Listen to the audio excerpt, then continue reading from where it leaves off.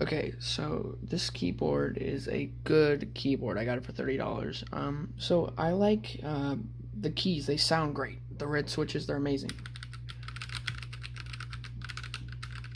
I love that. The problem I have with this is the stabilizers. They're stab stabilizers. If you were to ever like take it out, you notice that the stabilizers are stabs, and they are beyond rattly. Like you hear this, and then you hear this, then you hear this, and then this. Perfectly fine, just about right here, and then.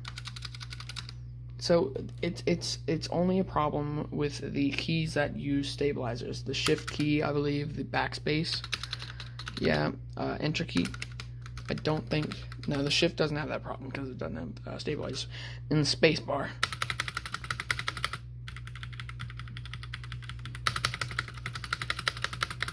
That's the problem I have. Other than that, this keyboard is perfectly fine.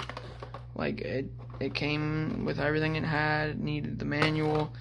If I check my drawer here, I have the keycap puller. You know, everything is how it should be. It's got red switches. Let me cut off the LEDs to show you. They're the red switches. Purely silent.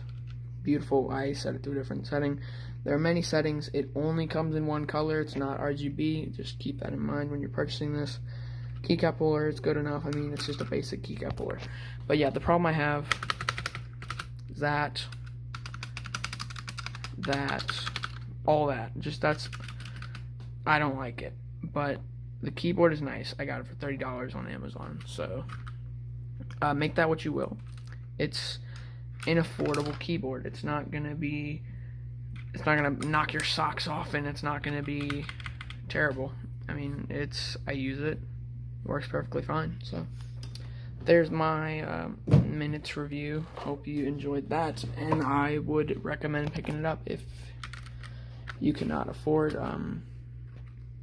anything really top of the line as it goes to keyboards. But you know, you got all these different modes and such. But that's gonna be it for me.